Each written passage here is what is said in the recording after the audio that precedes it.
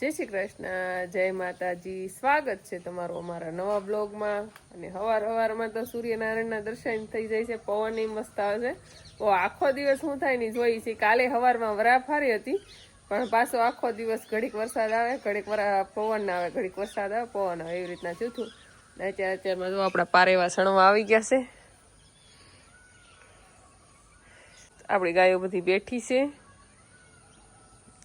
અને પાવાનું કામ ને ખાણા દેવાનું કામ એ બધું થઈ ગયું છે. પણ માણસની વાટે છે, માણસ આવે છે, વાહિંદુન કરી જાય છે. ક્યારેક મોડું કરે તો આથે પણ કરી લઈ છીએ.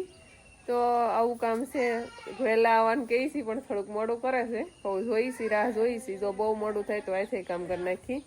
અને રાહ જોઈશી, ન આવે તો પછી કરવું પડશે ને. અત્યારમાં પાછા ટિફિન જેની એસવીનું જુઓ તડપડાટી હાલે છે.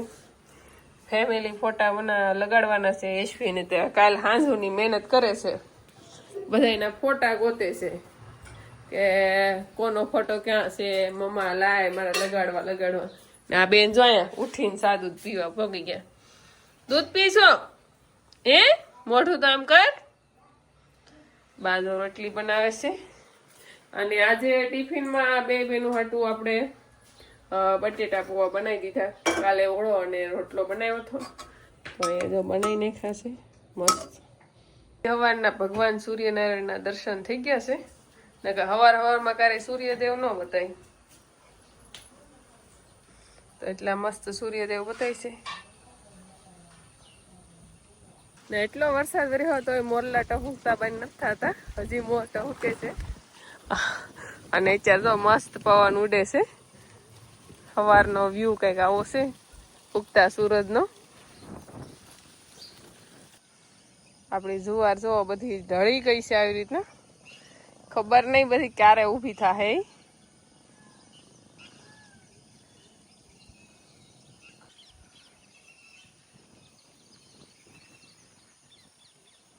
અને આપણે કાલે કહેતા હતા કે આપણે ડાયરેક્ટલી વરસાદનું પાણી પીવું છે.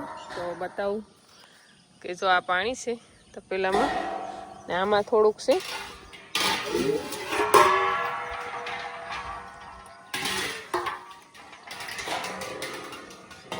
ઢાંકી દઈ, કારણ કે જે વરસાદ આવતો હોય અને એના જે ખાલી સાટા આવતા હોય, સાટા ડાયરેક્ટ આપણે વાસણમાં ઝીલીએ, પાણી બહુ ઉત્તમ કહેવાય. એટલા માટે મેં આવી રીતના ઝીલી લીધું. તો આખું તપેલું ભરાયું એટલું પાણી છતું, કારણ કે બહુ વરસાદ પડ્યો ને એના લીધે. નકર એટલું બધું પાણી ડાયરેક્ટ સાટા ઝીલી તો ન થાય ને. આ પાણી હવે આપણે સ્ટોક કરી દેવું, ભગવાનને નવરાવવા માટે કંઈ પણ આપણે ઉપયોગમાં લેવું.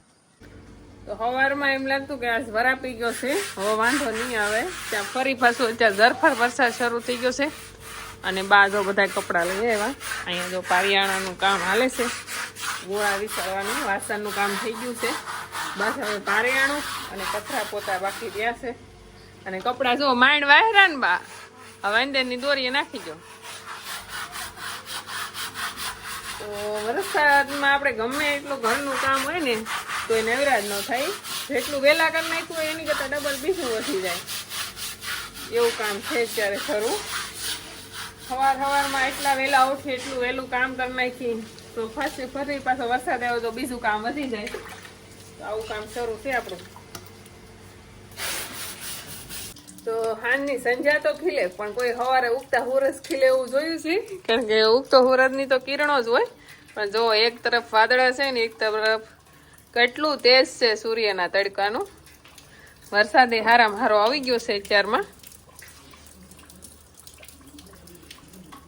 3:30 વાગી ગયા છે અને ફૂલ પવન ઉડી ગયો છે. અને ઘડીક જ વરસાદ આવ્યો, ખાલી એક જ ઝાપટું, પણ જો આખું ઢાળિયું પલાળી દીધું છે ગાયોનું. અને પવન કેટલો ઉડે છે. ઘડીકમાં હાવ શાંત સમધારણ વાતાવરણ થઈ જાય, ઘડીકમાં પવન આવે ને એક હાહે વરસાદ આવી જાય. નક્ષત્ર તો મોંઘા છે, પણ વાહન કયું છે એ જોવું પછી મેં નથી જોયું. કારણ કે આવું વાતાવરણ રહેશે આખો દિવસ. આ ઢાળિયાને કાંઈ વાંધો નથી આવ્યો, આ ઢાળિયું આખું પલળી ગયું છે. તો 4 વાગવા આવ્યા છે, ગાયોનો સમય થવા આવ્યો છે. અને આપણે આજ શુક્રવાર છે એટલે થોડીક પ્રસાદી બની જાય, ઈ બાને છોકરાઓને નાસ્તો બની જાય. એટલા માટે આપણે મૂકી દીધી છે સિંગ હેકાવા માટે.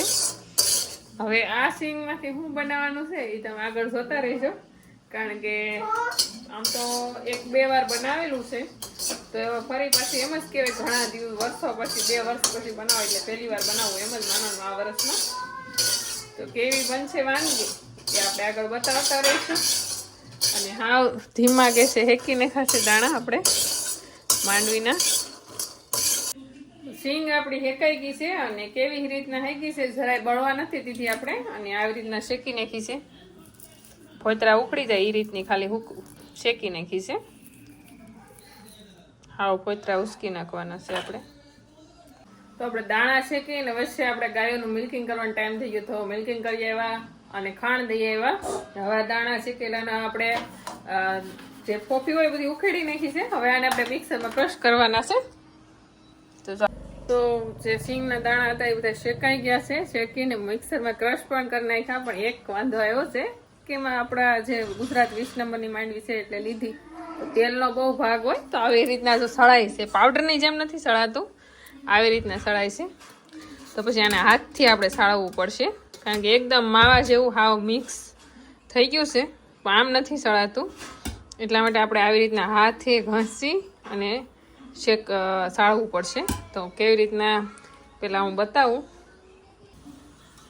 તો જો આવી રીતના વધારે તેલવાળી માંડવી હોય એટલે પાવડરની જેમ નથી સળાતી, એટલે આવી રીતના હાથથી સાળી નાખી, જેથી કરીને કણીઓ હોય બધી સિંગની નીકળી જાય. કણી છે તો નહીં પણ તોય છતાં. તો આપણી અહીંની ગુજરાતની ગમે એ સિંગ લઈ તેલ જ એટલું હોય માંડવીની અંદર, દાણાની અંદર. માંડવીનો તો આપણે પાવડર કરી નાખ્યો છે અને થોડો માવો બનાવી નાખ્યો છે ગાયના દૂધનો, તો એ પણ અલગ રાખી દીધો.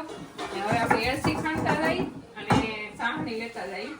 મને લાગે છે આમાં ઘીની જરૂર નહીં પડે, કારણ કે માવામાં ઘી છૂટું પડી ગયું છે અને માંડવી એટલી તેલવાળી છે. ઘી જો જરૂર પડશે તો નાખશું.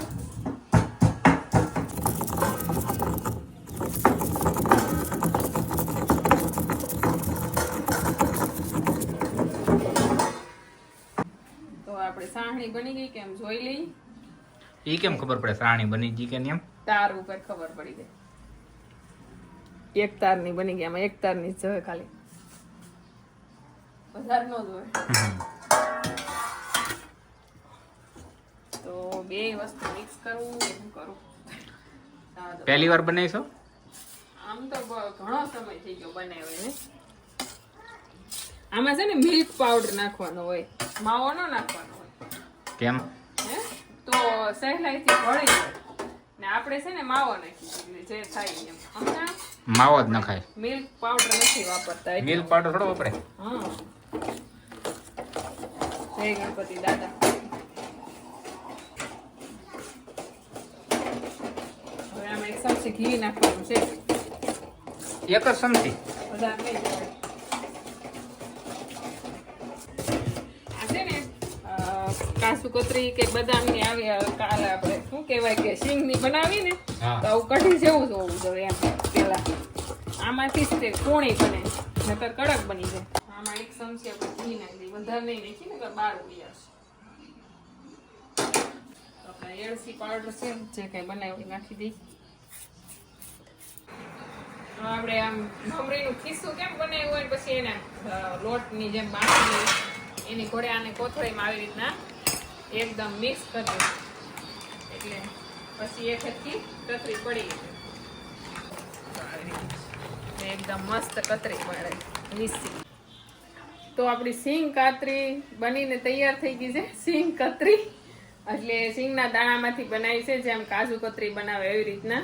તો ઠરવા દઈએ, પાથરી તો દીધી છે, ઠરવા દઈએ. અને આપણે કોઈ સાંડીનો અર્ક બર્ક લગાડવાનો નથી, કારણ કે ઘરનું ગાયનું ઘી હોય, ઘરની સિંગ હોય, અને જે ઘરે બનાવ્યું હોય એમાં આપણે કાંઈ સજાવટ કરવાની જરૂર જ ન પડે, એટલું મીઠું બને ઘરે બનાવેલું. તો બની ગયું છે તૈયાર. તો આવી રીતના પાથરી દીધી છે. ઠરી જાય પછી આપણે એના પતિકા પાડી લેવું અને પછી બતાવશું કેવી બની એમ.